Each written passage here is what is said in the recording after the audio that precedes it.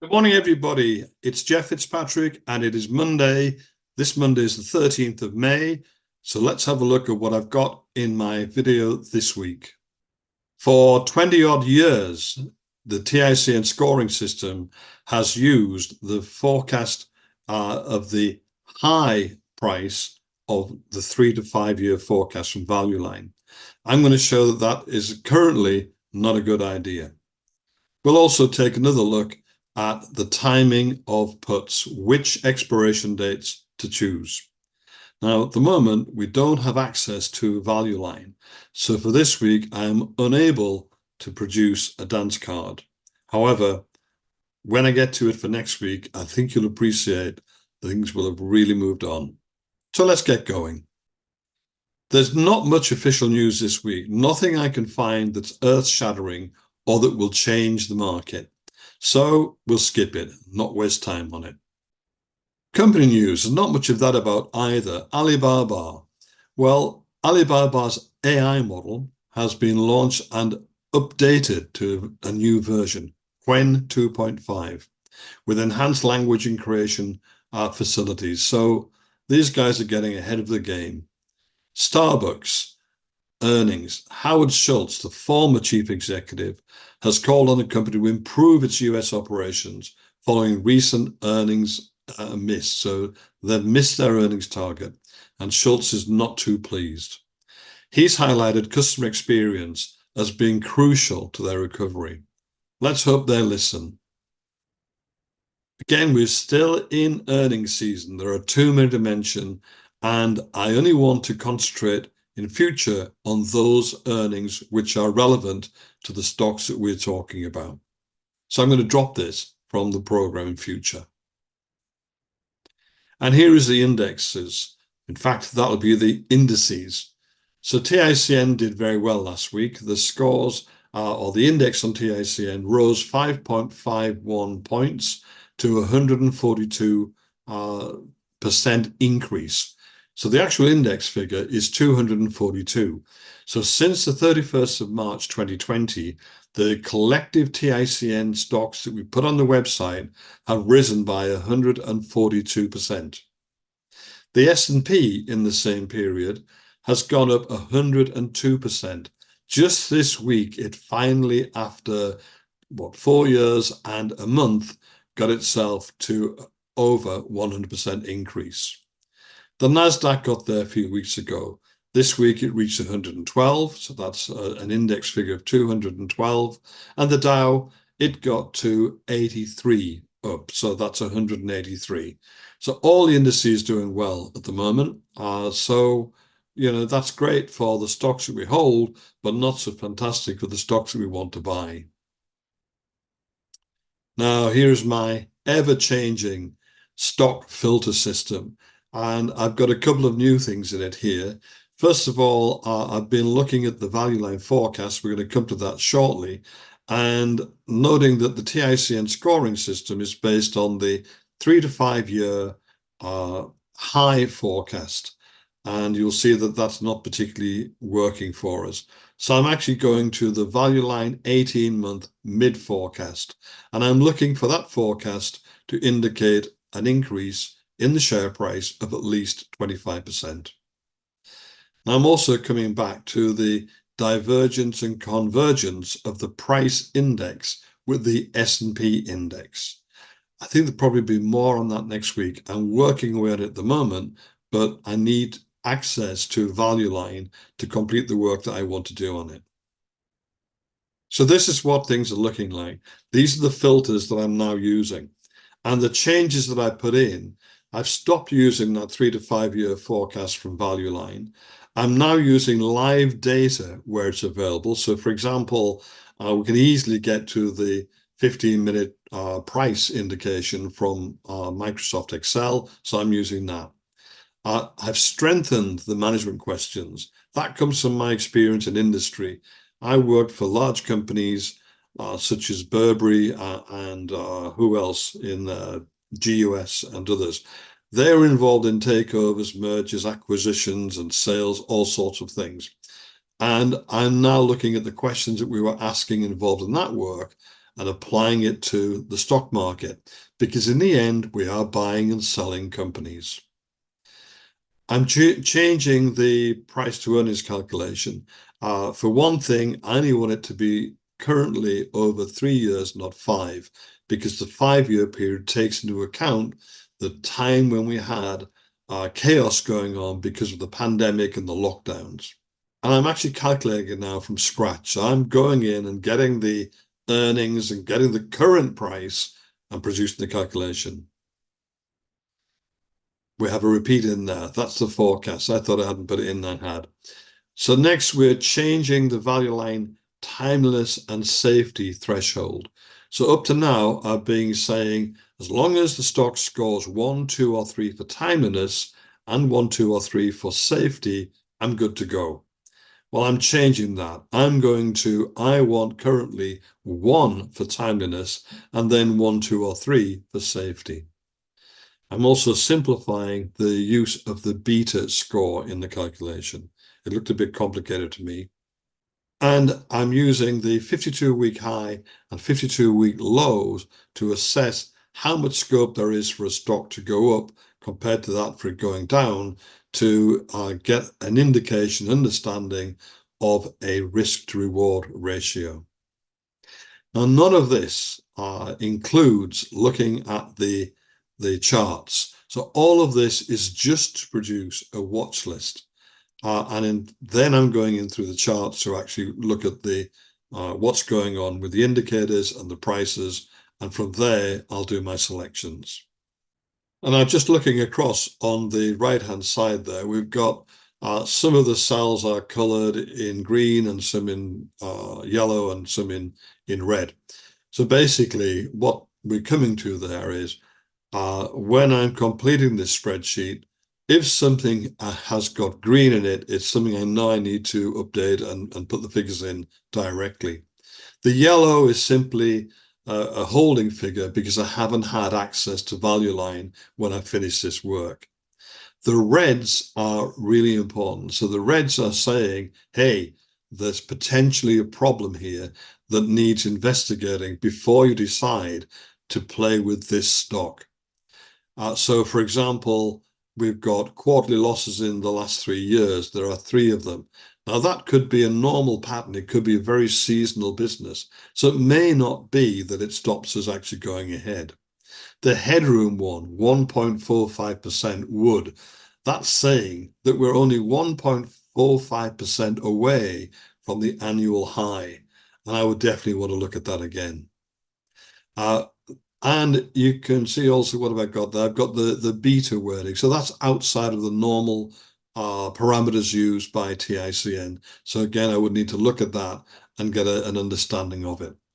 But that's also interesting. So we've got the full quality score there. So not just the final score of 39, which by the way might be slightly different from the TICN score because it's using my parameters.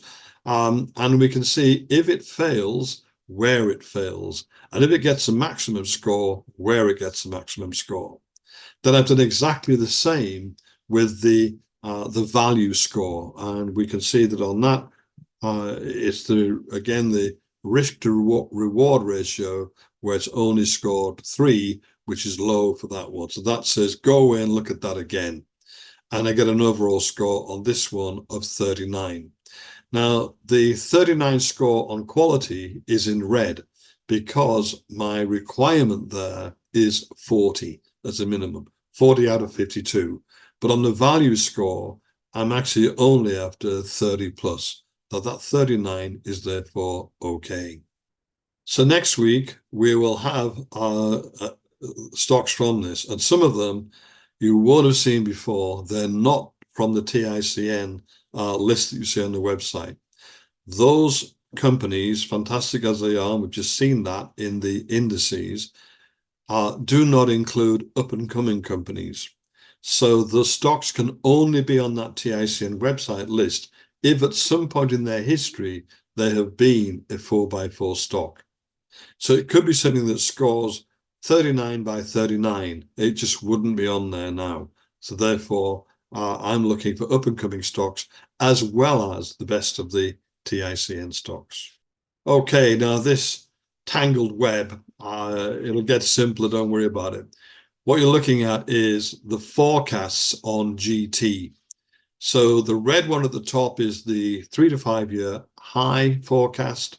The blue one below that is the 3 to 5 year low forecast. Then the gray, mustard, and sort of purple are the three 18-month forecasts, high, medium, and low. Again, the big black line going through the middle is the actual price.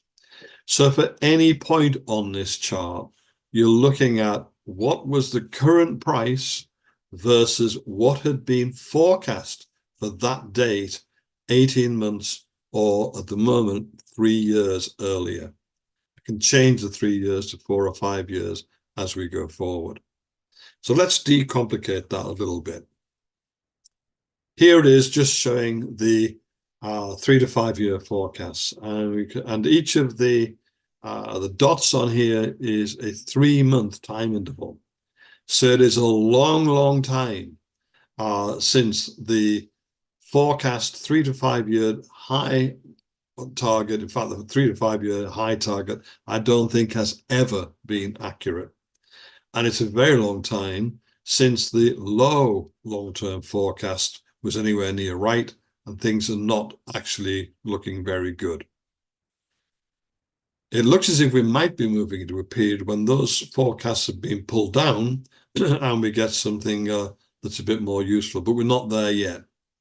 Now, I did speak to Value Line about this on the Zoom meeting the other day, and the chief executive tells me that he is trying to get the 55 analysts to be a little bit more conservative in their thinking.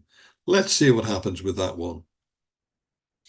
And here we've got, I've taken away the 3 to 5 year forecast. We've just got the 18 months.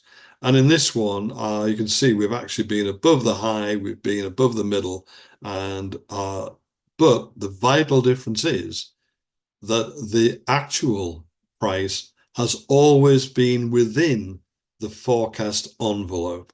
And I think for 18 months ahead, that's pretty good. So I could have said, I'm going to take somewhere between the middle and the lower forecast, but I've decided that as the forecasts are coming down and getting a bit more conservative, I'm going to use the 18-month mid forecast for my calculations and for my thinking in terms of where a stock might go. And of course, this is GT, as is shown there, and GT to me should be a more forecastable stock. It's tires. We know how many cars there are and a few tennis balls. This is a different stock, MDT, but the story on the long-term forecast is pretty much the same. And I can actually tell you that I haven't found any stock, and I have looked at dozens of them, where the long-term forecasts have been anywhere near at all. So I'm saying I'm not using them, and I suggest that you don't either. Again, although the 18-month forecast on MDT has had quite a period, 1, 2, 3, 4, call it 4 quarters to be kind, of not being within the envelope, it is now. And I'm being a bit forgiving here because at the time when these forecasts were being made, we were still emerging from the effects of the pandemic and the lockdown. And we're getting to, and also we had the conflict in Ukraine. Now, we're getting well past the lockdown, that's good. But also, I think that the effects of the conflict in Ukraine are now becoming normalized. They're just within there. They're not causing surprises. And I don't think the Gaza conflict at the moment is big enough in scale to be moving the dial. So I'm happy at the moment to stick with the middle forecast again on this one. So I'll be using the middle 18-month forecast across the board. This is a look at the parameter that I haven't yet used on that front sheet about the filters I'm using. So this goes back also to the 30th of March 2020. The red line is an index of the S&P 500. So they both start at 100, and the changes are registering percentage changes since that time. The red you can see has now crossed over the 200 line, so that means it's actually started at 100. It's got to be on 200. On here, it's a little bit higher than the 203 that the figure stands for at the end of the first quarter. And that's because I've put in the actual, well, an index based on the actual value of the S&P 500 as it was on Friday. And that's gone up a little bit. So the line is slightly above that 203. And similarly, on the blue line, which is the price index, again, 100 at the 30th of March, that I've included as the last figure, the current price. Now, what I'm looking at here is convergence or divergence.